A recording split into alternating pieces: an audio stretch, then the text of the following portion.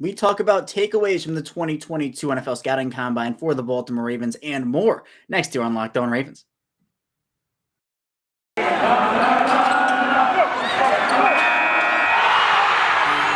You are Locked On Ravens, your daily Baltimore Ravens podcast, part of the Locked On Podcast Network, your team every day.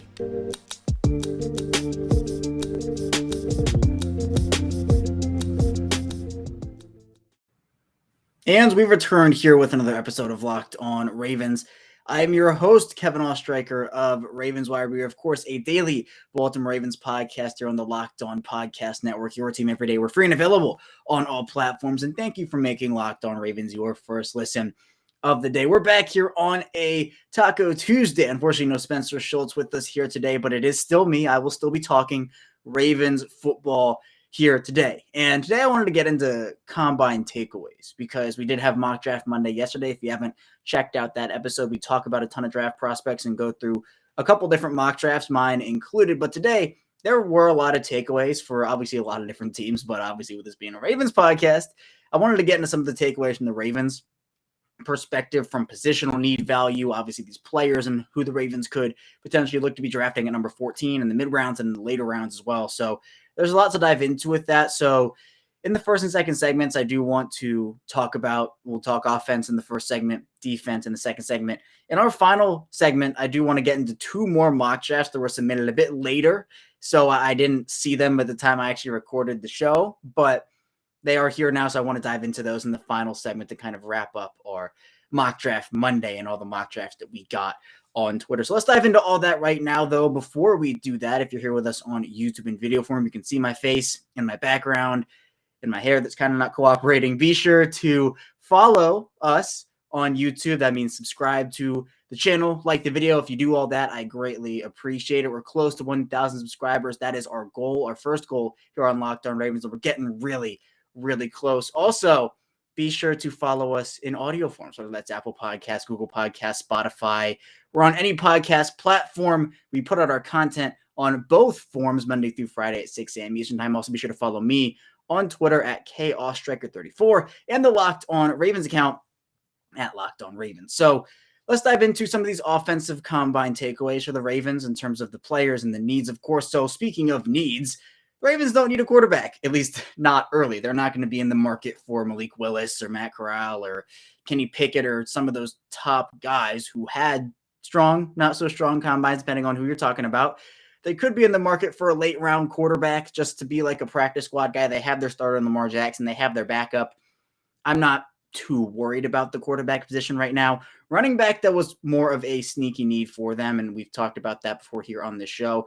And there were a lot of running backs who had a phenomenal combine, and a lot of guys who I think could be fits for the Ravens in the mid rounds. I mean, one of the top players, I think one of the better combines was Zamir White out of Georgia. Now, all these Georgia players, like the running joke right now is just draft all the Georgia players because they all had great combines. I mean, we'll talk about guys like Jordan Davis and Trayvon Walker in the second segment, but I mean, seriously, guys like Zamir White who did really well, and he's someone who has dealt with injury, so that's kind of like one of the concerns with him. But with those injuries considered, he had a great combine. James Cook out of guess where, Georgia as well, had really good measurables as well. He ran a 4.42 40 and also had a 10'4" broad jump, 33-inch vertical. So he also showed a lot of explosiveness, which I like. Dameon Pierce, who we've talked about here on the show before, I thought did really well. He's only 5'9", 5'10" in that range, but he's someone who, the 40 wasn't amazing for him. He was a 4.59, but he's a passing down back, which I think obviously the Ravens are not looking for a 3-down running back. They have J.K. Dobbins, they have Gus Edwards. They're looking for somebody who is a 3rd down running back, and I think that Dameon Pierce would be a great option in the middle rounds for the Ravens. And I think he helped himself in a couple of other drills as well. I mean, he did have a few where he looked pretty explosive and shifty, so you have to look at those as well. Wide receivers, I mean, look, there are a lot of fast, athletic wide receivers, and the Ravens, again, I don't think they're going to be in the market for a top guy like Chris Olave or, Jamison Williams before the injury. Wherever he goes, we don't really know right now, but Obviously, Olave had a great combine. A lot of these receivers were flying down the field on their 40s, had a lot of good times in other drills as well. But I'm not too concerned about an early round wide receiver. So I want to focus more on the tight ends and in the offensive tackles. Tight end wise, again, like running back, a sneaky need. There's kind of a conversation because there's not like this breakaway tight end one in this draft. Like people are kind of debating who's the tight end one? Is it Jeremy Ruckert? Is it Trey McBride? Greg Dulcich? You have a lot of players who could make a run for that title, but it feels like it's kind of a battle between those three and a couple others as well. I thought Chigakonkwo, who we talked about on yesterday's show, I picked him in my mock draft. He was the fastest tight end in the 40-yard dash, and him being a Maryland guy, that's pretty cool, right? But I think that he would be a great fit for the Ravens. It's a matter of where they feel comfortable taking one. Like, I don't expect them to take one in the first 2 rounds. The earliest I could see them taking one is in the 3rd round. And so if it's a player like Dulcich or Ruckert or Trey McBride, they have options. I mean, Jelani Woods also had a good day at the combine. But I think, hey, Chigakonkwo, if you can get him in like the late, mid 4th, like in that area, I think that's a great kind of range to go and look for a tight end because you're going to address other needs and pick other talented players. But I don't think there's like this huge drop off in this class. It's kind of like we'll see a run on tight ends starting maybe in the late 2nd round and moving on throughout the rest of the draft. But it's not going to be like, oh, this guy is eons better than the next. Like, I think there is a solid class of tight ends. There's just not this 3 first-round guys or 3 early 2nd-round guys or something. That's just not what this class is overall. But obviously the offensive line is the one that a lot of people were looking at, and there are a ton of athletic offensive tackles in this class. And obviously the top ones being Evan Neal, Ike Ekwonu, and Charles Cross. Ekwonu and Cross helped their stocks a lot. I'd be shocked if they fell out the top 10. Maybe Cross does sneak down to the Ravens if there are just other needs that are getting taken, or a guy maybe falls into the top 12 that a team is like, oh, we didn't expect him to be here, so we're going to snag him up. So maybe there's a guy like Cross who falls, but I mean, Ike Ekwonu ran a blazing 40. I mean, Trevor Penning also helped himself. Charles Cross, same thing we talked about. But some of the mid-round guys who, if the Ravens go for like defense in the first couple rounds, they haven't really addressed their offensive line. Some of the mid-round guys who I think are pretty intriguing options to me. Spencer Burford out of UTSA is someone, he's a versatile option, 6'4", 204, ran pretty nicely and did a lot of nice things at this combine. Kellen Diesch is a player who I like a lot. He's 6'7", 301, a massive, massive human. He ran a 4.89 in his 40-yard dash, which was the 2nd fastest 40-yard dash. He did really well, and I think helped his stock. Maybe he pushed himself into like mid day 2 conversation. I think for me, he was early day 3. Now I think he's up into that mid day 2 conversation for me. Someone who I like a lot, actually. Well, let's talk about 2 guys, both centers, Luke Fortner and Cole Strange. Now, the Ravens reportedly had spent a lot of time with Cole Strange. Strange coming out of Chattanooga. I actually drafted him in the mock draft Monday yesterday, so I went into a little bit more detail there. But he played a lot at left guard. He is 6'4.5", 307. And, he's kind of trying out the whole center thing, played there for a time at college, a very brief time, but he is someone who fits that mold of like a versatile option who you can plug in at center. The thing with Strange is if teams are comfortable enough starting him at center, like, are you going to start a guy who is probably going to be learning the position throughout the offseason a little bit more because he was primarily a left guard at school. So that's a little bit of if it's a concern for teams, who knows? But Luke Fortner is another guy out of Kentucky, the center there, who showed out at the combine and pushed himself up, I think, into day 2 territory. He was more of like a day 3 guy, kind of, like a Diesch type rise. He's 6'4", 307, and overall, just solid day, all things considered, and someone who I think the Ravens could keep an eye on. I mean, Tyler Linderbaum obviously is the top center in this class by a pretty wide margin. Then there's a bit of that drop off that there are at some positions. Defensive tackle was one in the 2021 draft where it was Christian Barr more than everybody else.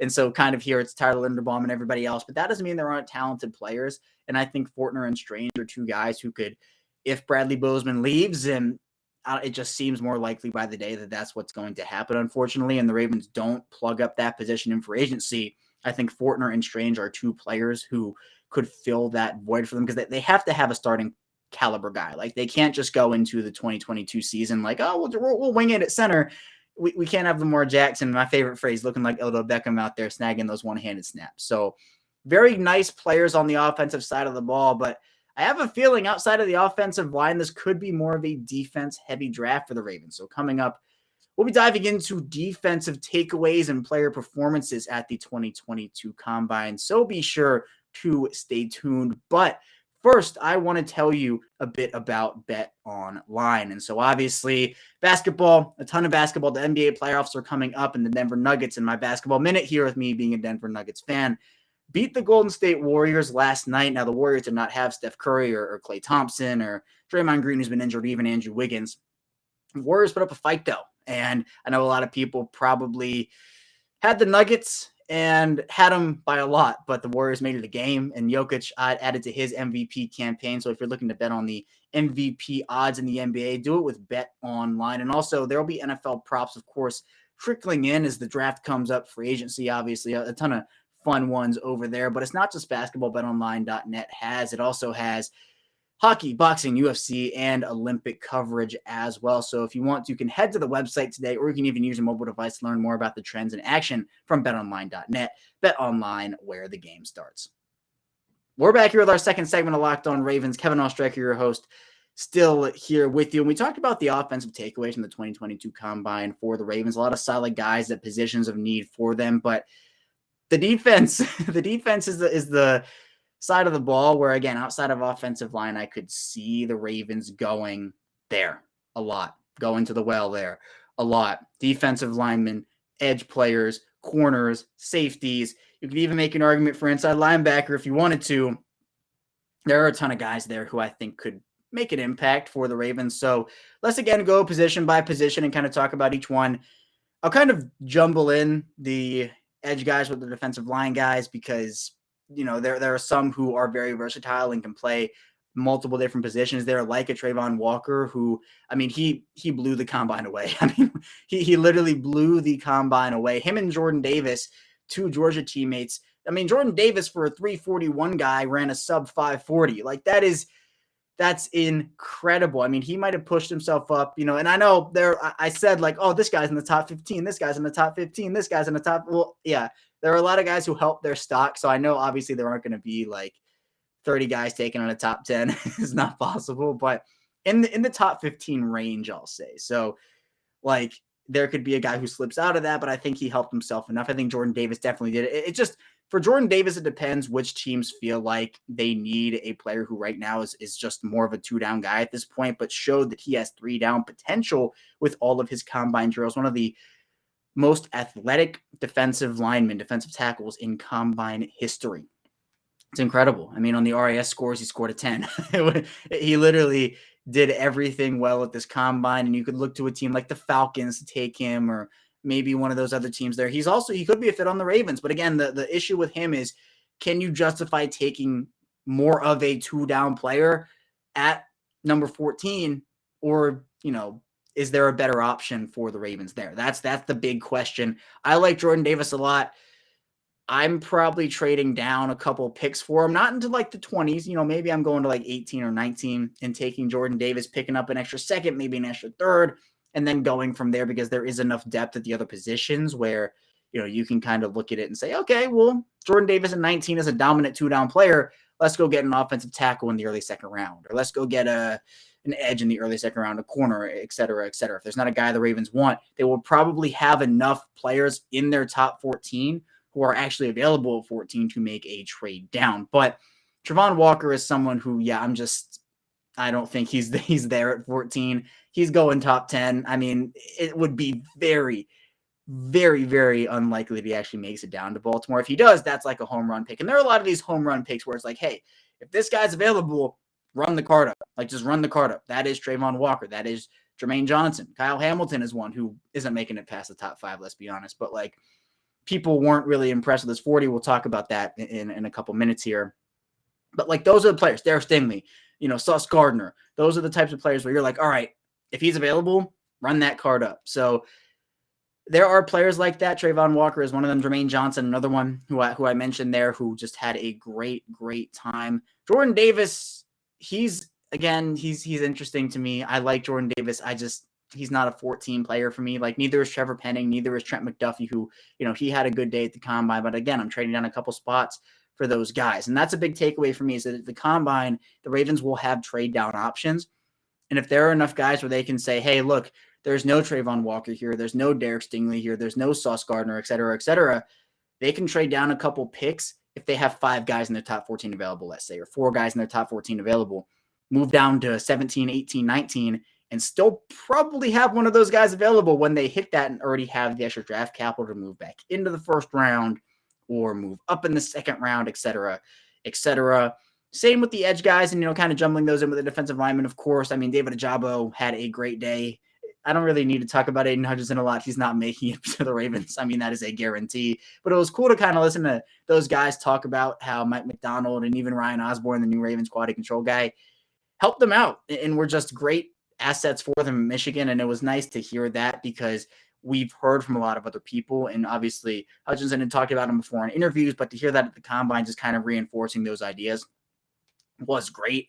Ajabo was a player I love. I think he put himself into, top 15 category at the very, very least. I could see him going top 10. The team like Denver, potentially, who traded Von Miller away or looking for some edge guys. Bradley Chubb is someone who he needs some partners out there. So maybe Ajabo could be one of them.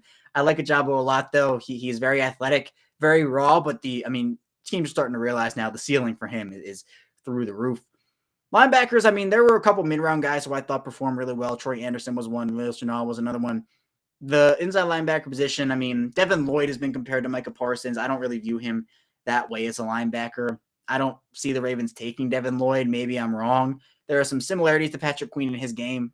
I think the Ravens have a Patrick Queen and they're completely content with him. So I don't think they need to double down there. But I think a mid-round linebacker, depending on what happens in free agency, obviously, with Josh Bynes and Chris Board and LJ Ford, et cetera, it could be a position of need when we're talking here in the next couple of weeks, couple months as we lead into the draft. Corners, obviously the top guys, right? You're talking about Sauce Gardner, Trent McDuffie. Those are the guys who had good combine days. I think Sauce Gardner catapulted himself into it. The very, very, the floor for him is top 15. He is a guy who's going in the top 15 now because he ran a great 40, looked very good in his drills. I don't think he's going to the Ravens at 14. Not because I don't want him there, because I do. I think that'd be a great pick, but I think he'll go top 10. Derek Stingley's the guy who could fall because of that. And there will be 1 or 2 players who I think people just aren't anticipating falling. But so many guys had great combines where teams will fall in love. Like the Las Vegas Raiders, for example, they've had multiple picks, or they had multiple picks over the last couple of seasons, where you're not expecting them to take these guys as early as they go. And then that happens with a couple other teams, like the Miami Dolphins had a couple of those picks where people were kind of just like, huh? What is that? What? Austin Jackson? So those are the types of picks that push other guys down. And that's where other teams scoop them up. And that's where the Ravens have really benefited. We could even go back to 2020 where people were thinking, oh, the Seahawks are taking Patrick Queen 100%, or the Saints are taking Patrick Queen 100%. And it was really, for me, Patrick Queen or bust at that point, where it's if the Ravens don't get Patrick Queen, they should just trade down, because there's not anybody left on my board. Maybe there's somebody left on their board. But then Cesar Ruiz goes, Jordan Brooks goes, and people are thinking, Ruiz makes sense. Brooks was pegged as a late first, early second guy, so that was a bit surprising over Queen. But then the Ravens are there at 28, and they're like, oh, well, Patrick Queen fall on our lap. All right, that sounds good. We'll take him. So it's those types of things where if Trevor Penning goes in the top 12, or if Jordan Davis goes in the top 10 or something like that, and a talented player who didn't test at the combine like a Derek Stingley falls, that benefits the Ravens. I love Derek Stingley as a prospect. I love Sauce Gardner as a prospect. I think those two players, the difference is one tested and one didn't, and one tested well, and that's Sauce Gardner. So that moves him up ahead of Stingley, in my opinion. I think both are super close, but yeah, that's where I am with those guys. Other guys, like Kyler Gordon, had an okay combine. People weren't super impressed. Tariq Woolen had a great combine. He, I think, catapulted up. Maybe he's going to be like a surprise Brandon Stevens pick, like a late day 2 guy where it's like a compensatory formula guy. If the Ravens can get him in the 4th round, I'd love that pick. But there are other really solid athletes. This is a very athletic cornerback class, a very athletic draft class in general, honestly. But even at the safety position, Maryland, I talked about Chikakonkwo at tight end and how he was the fastest tight end. Well, the Ravens also had Maryland also had the fastest safety in Nick Cross, who I talked about a couple weeks ago in one of the mock drafts I did. I love Nick Cross. He is regarded as more of a developmental guy, but I think still could make an impact for the Ravens as definitely a special teamer, but also in certain spots and has the potential to be a very, very, very good starter in a couple of seasons. It's just a matter of like how many developmental safeties do the Ravens really need. I mean, I could see him taking one here. Other safeties who impressed, I mean, Lewis Cine, Georgia, again, I mean, just draft all the Georgia guys. Lewis Cine, he's 6'2", 199. He ran a 4.37 40, and that is incredible because he has a lot of other intangibles that really, really help out. And obviously, look, Kyle Hamilton, who I did talk about, people weren't impressed. He ran like a 4.59 40. People were expecting more. I mean, he's one of the premier prospects in this class, and people are saying, "Oh, he's going to fall out of the top 10. He's going to fall down to 15 or 16." I'm telling people right now, if Hamilton is there at 14, the Ravens they should appear in person to submit that card. Eric DeCosta should appear in person to submit that card. I mean, it's that good of a pick.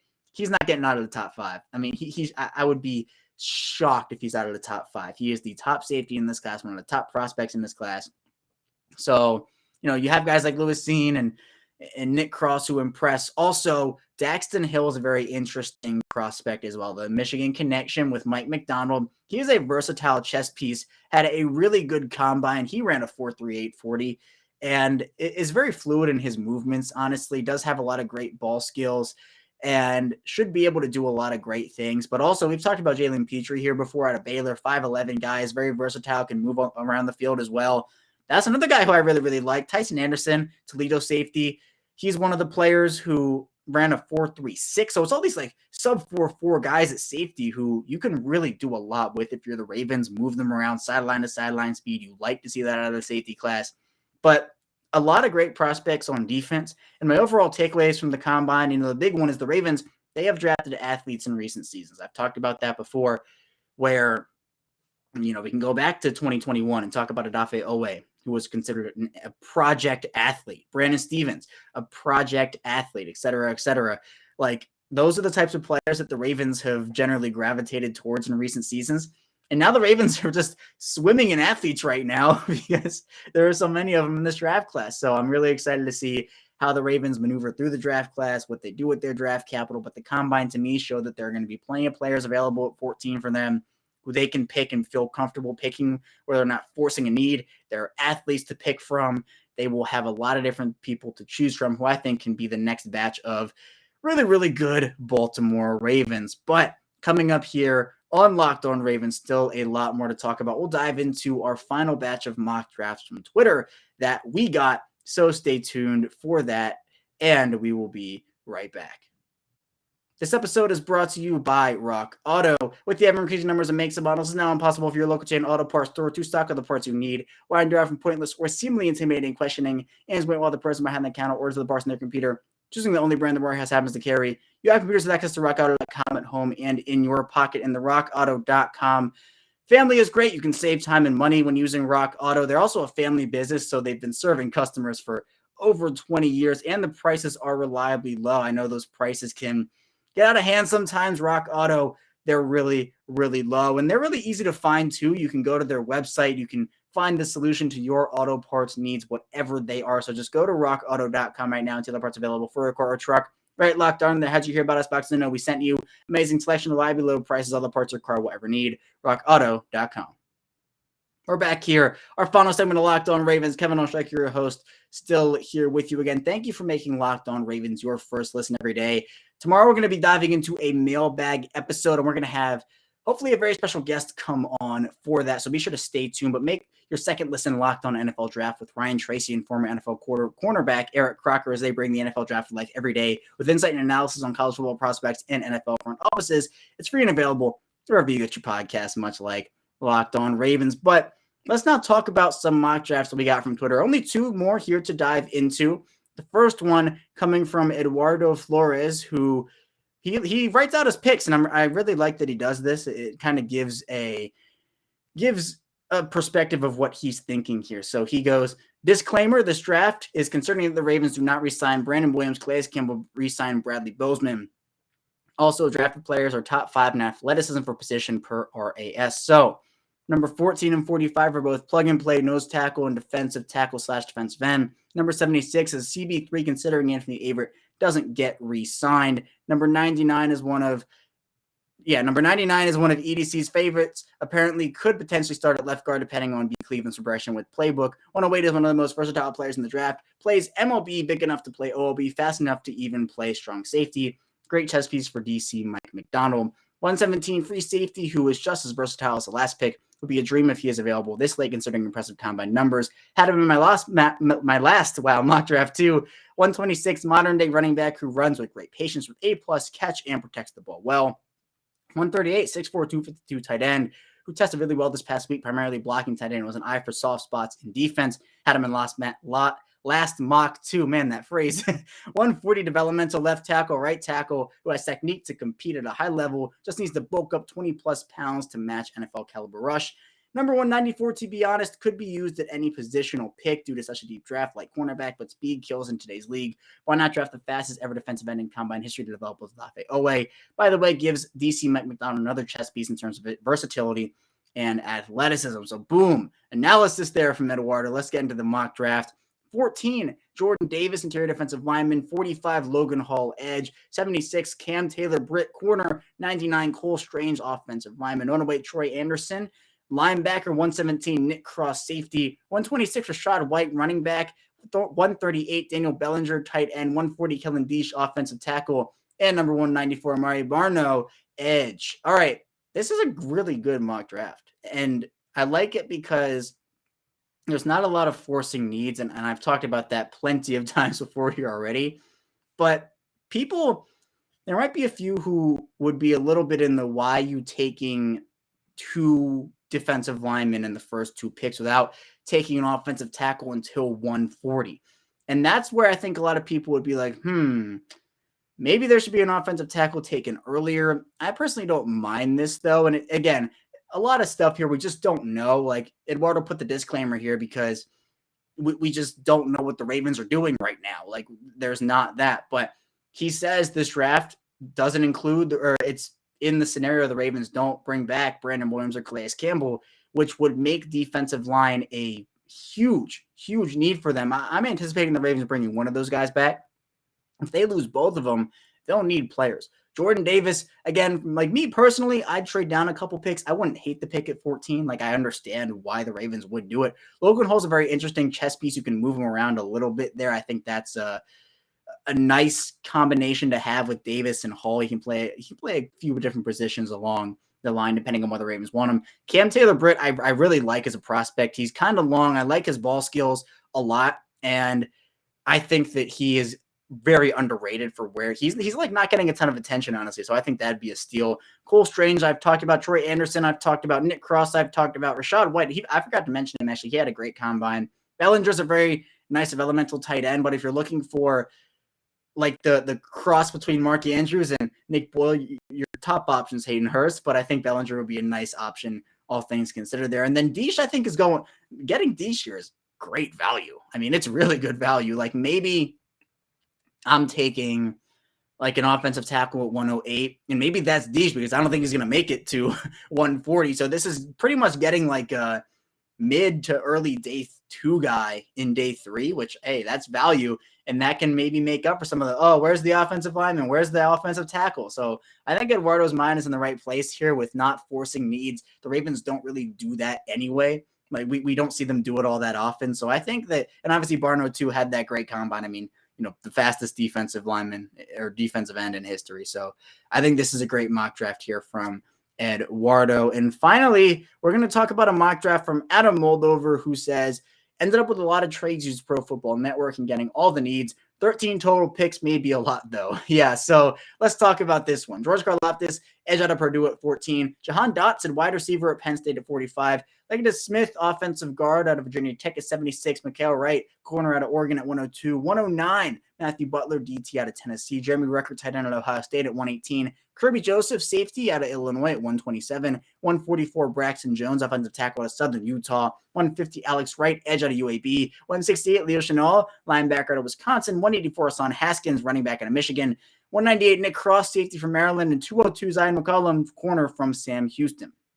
So yeah, 13 picks. Might be a few too many. And I'm not saying that the talent that Adam got here is bad. I like the players he selected. But I think you have to look at this from the perspective that the Ravens, not only are they going to have 13 picks in this scenario, they're also going to sign guys from undrafted free agency. They're very deep at a couple positions. And I think that they might look to trade up in this draft in this scenario if they do make some trade down moves potentially. But I think Karlaftis is he's one of the top prospects in the draft, but like he is not talked about the same way that Aiden Hutchinson, David Ajabo, Jermaine Johnson, Trayvon Walker, and that will probably push him down. And I think that the Ravens could definitely make him the selection. Good in run defense, as a good pass rusher as well. He's just a solid overall guy, honestly, and really worthy of that pick. Jahan Dotson, I'm lukewarm on Jahan Dotson. Very talented player, but I personally don't see the Ravens taking a receiver in the first 2 days of this draft. So maybe I'm taking an offensive tackle at 45 and then a wide receiver at 144 where Braxton Jones is selected, or, maybe flip-flopping a position here or there. Like, I like Jeremy Ruckert. I like Kirby Joseph, Leo Chenal, Hassan Haskins, Nick Cross, Simon McCollum's very underrated as well. Mikael Wright's an interesting pick. I like him too, but he's kind of in that day 2 category, like the mid to late day 2 category that I like. And then in terms of actual needs and where Adam ends up drafting, he has 2 offensive linemen, he has 4 secondary guys. So I think I might drop that number down to 3 and maybe put in another defensive tackle, 2 edge guys. I like that. A running back, a tight end. So there are picks here. And with 13 picks, you're going to have more players and more positions to draft. But yeah, I like this mock draft a lot from Adam. I think, again, taking Karlaftis might not be like the sexiest pick in the world. Like, people are like, oh, I think Ajabo is much more explosive or this, that, and the other. But I think Karlaftis is a very nice player. It's just a matter of, people want to kind of go with the explosive, super high potential guy who had the like blazing combine, whereas Karlaftis still had I think he had a great season, had a great college career. I think he can be a very nice player at the NFL level. But that's all I have for you today here on Locked On Ravens. When we get back here tomorrow, we'll be diving into more Ravens talk and answering your mailbag questions. So stay tuned for that, and I will see you tomorrow.